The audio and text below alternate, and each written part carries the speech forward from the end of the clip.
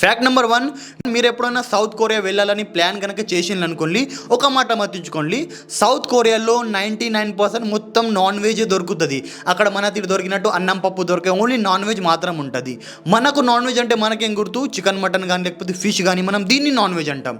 But వాళ్ళకై లేకన్నా non veg అంటే chicken mutton కాదు, చికెన్ ఫిష్ వీటిని లేకని వాళ్ళు వెజ్ లోపట్లనే కౌంట్ చేస్తారు. వాళ్ళ కళ్ళల్లో నాన్ వెజ్ అంటే కుక్కలు పందులు వీటిని వాళ్ళు నాన్ వెజ్ అంటారు. సో ఎక్కువ శాతం వాళ్ళు తినే నాన్ వెజ్ గిదే ఉంటుంది. కాబట్టి మీరు ఎప్పుడన్నా ప్లాన్ చేస్తే ఇది ఒకటి మాత్రం మర్తించుకోండి, అక్కడ వాళ్ళు ఇవే తింటారు. చికెన్ మటన్ అయితే చాలా తక్కువ తింటారు, ఓన్లీ ఇవి పందులు కుక్కలు ఇవే ఎక్కువ తింటారు. ఫ్యాక్ట్ నెంబర్ 2, సౌత్ కొరియాలో గనక మీరు అందంగా లేకపోతే, మీరు కనుక అట్రాక్టివ్ లేకపోతే అసలు మీకు అక్కడ వాళ్ళు దేకలు. మన తీరు ఇండియా తిరలేక గిన్నెగానం కురుపులు ఉన్నాయి, కర్రగున్నాం తెల్లగున్నాం, ఎలా ఉన్నాయి ఎంటికలు లేవు, ఏమున్నా మనమేం అంత పట్టించుకో, మనం అంత లైట్ తీసుకుంటాంగా. బట్ సౌత్ కొరియా అట్లా లేక ఎవరైనా కనుక అట్రాక్టివ్ లేకపోతే అని అసలు దేకుడు కూడా దేకలు.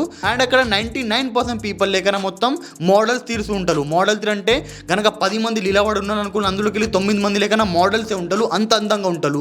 అయినా వాళ్ళు ఇంతగానం అందంగా ఎలా ఉంటారు, ఎందుకంటే నార్మల్లీ అందరైతే అంత అందంగా పుట్టలేరుగా, బట్ వీళ్ళు ఎందుకు అంతగానం అందంగా పుడుతున్నారు. సౌత్ కొరియాలో one of the famous thing plastic surgery. అక్కడ లేకన్నా plastic surgery one of the cheapest thing, దాంతోపాటు లేకన్నా చాలా కామన్ థింగ్.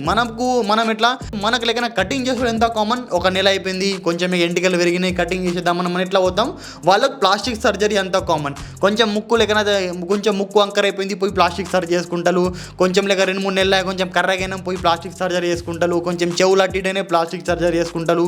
కాబట్టి ప్లాస్టిక్ సర్జరీ వల్ల అక్కడ ఉన్న వాళ్ళు 99.9% మంది అందంగానే కనబడతారు. ఫ్యాక్ట్ నెంబర్ 3, సౌత్ కొరియా లేక ఎక్కువ శాతం మంది ఇలాంటి షార్ట్స్ మాత్రం వేసుకుంటారు అమ్మాయిలు. ఎందుకంటే అక్కడ లాంగ్ ప్యాంట్స్ కానీ నార్మల్ బట్టలు ఎక్కువ శాతం వేసుకోరు, ఎందుకంటే వాళ్ళు ఎక్కువ శాతం ప్లాస్టిక్ సర్జరీ చేస్తుంటారు.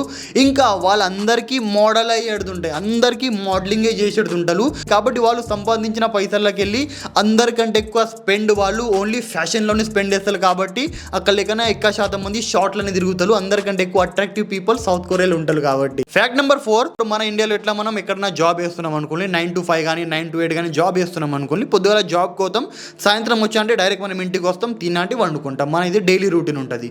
బట్ సౌత్ కొరియాలో అట్లా లేక అక్కడ నుంచి వాళ్ళు 9 to 5 జాబ్ వేస్తారు. బట్ 9 to 5 జాబ్ అయిన తర్వాత వాళ్ళు ఇంటికి వెళ్ళకుండా డైరెక్ట్ వెళ్తారు పబ్లకు, బార్లకు, సింపుల్ పబ్లకు, డిస్కోలకు వెళ్ళి అక్కడ టైం స్పెండ్ చేస్తారు. ఇంకా అక్కడనే డిన్నర్ వేసి వాళ్ళు వస్తారు.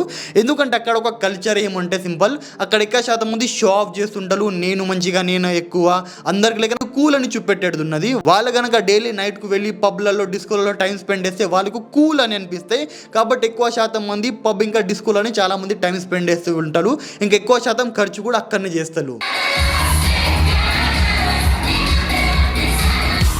ఫ్యాక్ట్ నెంబర్ 5, మీరు ఎప్పుడైనా సౌత్ కొరియా వెళ్ళాలని ప్లాన్ చేసిండ్రు అనుకోండి, ఒక మాట మర్తించుకోండి, సౌత్ కొరియా చాలా ఎక్స్పెన్సివ్ ఉన్నాయి.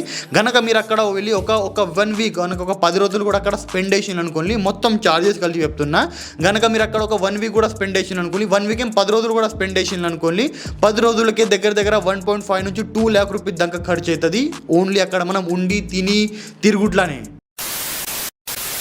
సో ఐ థింక్ ఈ ఫ్యాక్ట్స్ కనుక మీకు నచ్చితే ఖచ్చితంగా లైక్ కొట్టేళ్ళి. ఇలాంటి ఫ్యాక్ట్స్ మన ఛానల్లో రెగ్యులర్ వస్తుంటాయి కాబట్టి సబ్స్క్రైబ్ కూడా చేసుకోండి.